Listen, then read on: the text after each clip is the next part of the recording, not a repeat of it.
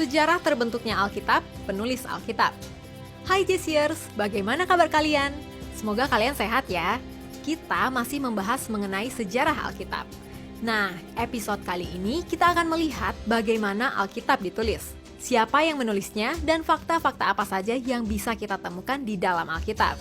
Saksikan terus Fakta Alkitab episode kali ini. Sebelum kita lanjut, klik dulu tombol subscribe-nya ya. Selamat menyaksikan!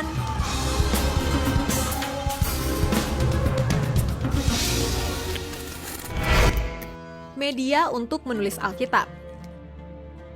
Dalam penulisan kitab-kitab dalam Alkitab, para penulis menggunakan beberapa media yang digunakan untuk menulis pada zaman tersebut. Salah satu medianya adalah perkamen yang berasal dari kulit binatang yang dikeringkan. Media lainnya adalah papirus, yaitu berasal dari rumput papirus yang juga dikeringkan. Ada juga yang ditulis di lempengan keramik dan kodeks yang sudah seperti kertas. Struktur Alkitab. Perjanjian Lama terdiri dari 39 kitab yang dapat dikelompokkan dalam beberapa bagian. Kelompok pertama yaitu kitab Taurat yang terdiri dari kitab Kejadian, Keluaran, Imamat, Bilangan, dan Ulangan. Kitab Taurat mengisahkan permulaan segala sesuatu di dunia, juga mengenai bangsa Israel yang dipilih menjadi umatnya hingga Musa diutus untuk memimpin orang Israel keluar dari Mesir. Lalu ada kitab sejarah yang terdiri dari Yosua, Hakim-Hakim, Rut, 1 dan 2 Samuel, 1 dan 2 Raja-Raja, 1 dan 2 Tawarik, Ezra, Nehemia, dan Esther. Kitab-kitab ini menceritakan bagaimana bangsa Israel mendapat bantuan dari Tuhan dalam menghancurkan bangsa Kanaan. Pada kitab ini juga terdapat cerita bagaimana bangsa Israel yang kaya dan berkuasa kemudian terpisah menjadi dua kerajaan, yakni selatan dan utara. Lalu mengenai bangsa Israel yang menyembah berhala dan dihukum Tuhan dengan dijadikan budak oleh bangsa lain. Namun ketika mereka bertobat, maka mereka diizinkan untuk kembali ke kampung halamannya. Berikutnya ada kitab hikmat atau puisi yang terdiri dari Ayub, Mazmur, Amsal, Pengkhotbah, dan Kidung Agung. Dan bagian terakhir adalah kitab nabi-nabi besar dan kitab nabi-nabi kecil, yaitu Yesaya, Yeremia, Ratapan, Yehezkiel, Daniel, Hosea, Yoel, Amos, Obadjah, Yunus, Mika, Nahum, Habakuk, Zefanya, Hagai, Zakaria, dan Maleaki. Bagian ini terdiri dari 17 kitab dan ditulis oleh para nabi, dan judul kitab-kitab tersebut diambil dari nama mereka. Sementara itu, Perjanjian Baru memiliki 27 kitab. Pengelompokan dalam sejarah Perjanjian Baru dimulai dari kitab Injil yang berjumlah 4 kitab yang ditulis oleh para pengikut Yesus, yaitu Matius, Markus, Lukas, dan Yohanes. Keempat Injil ini berisi sejarah dan riwayat Yesus Kristus sejak sebelum lahir hingga kenaikannya. Setelah itu ada kitab sejarah sebanyak 1 kitab, yakni kitab Kisah Para Rasul yang berisi sejarah dari kenaikan Yesus, pengabaran Injil di Yerusalem, daerah Yudea dan Samaria, hingga perjalanan-perjalanan misi Paulus sampai ke Roma, serta riwayat sejarah gereja mula-mula. Lalu ada surat-surat rasuli sebanyak 21 kitab, yakni Roma, 1 Korintus, 2 Korintus, Galatia, Efesus, Filipi, Kolose, 1 Tesalonika, 2 Tesalonika, 1 Timotius, 2 Timotius, Titus, Filemon, Ibrani, Yakobus, 1 Petrus, 2 Petrus, 1 Yohanes, 2 Yohanes, 3 Yohanes, serta Yudas. Dan yang terakhir adalah kitab Wahyu, yakni kitab eskatologi yang dikirimkan kepada jemaat-jemaat yang mengalami penganiayaan oleh pemerintah Roma dan anjuran agar mereka tetap setia dalam iman mereka. Statistik Alkitab Protestan.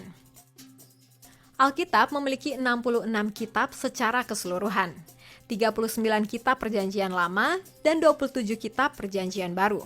Kitab Mika dan kitab Nahum adalah kitab yang terletak di tengah-tengah dalam Alkitab. Kitab Mazmur merupakan kitab terpanjang dalam Alkitab. Sementara itu, ada 5 kitab yang hanya terdiri dari 1 pasal, yakni kitab Obadjah, surat Filemon, surat 2 Yohanes, surat 3 Yohanes, dan surat Yudas. Alkitab memiliki 1189 pasal dengan rincian 929 pasal dalam Perjanjian Lama dan 260 pasal dalam Perjanjian Baru. Mazmur 119 merupakan pasal terpanjang dalam Alkitab. Sementara itu, Mazmur 117 merupakan pasal terpendek dalam Alkitab yang hanya terdiri dari 2 ayat. Alkitab memiliki 31.102 ayat, Perjanjian Lama 23.145 ayat, dan Perjanjian Baru 7.957 ayat. Ayat terpanjang terdapat dalam Ester 8 ayat 9 dengan 80 kata dan 355 huruf. Sementara ayat terpendek terdapat dalam 1 Tawarik 1 ayat 1 dengan hanya 11 huruf saja. Para penulis Alkitab. Manusia mendapat kehormatan untuk dipakai oleh Allah menuliskan firman-Nya. Tangan, bahasa, budaya, dan pendidikan manusia digunakan oleh Allah untuk menyampaikan firman-Nya. Dalam konteks ini, firman Allah yang tak terbatas itu perlu disampaikan dalam bentuk yang terbatas supaya dipahami oleh manusia. Allah menuntun dan mengilhami manusia untuk menuliskan isi dari Alkitab. Ada kurang lebih 40 orang yang menulis seluruh kitab-kitab dalam Alkitab.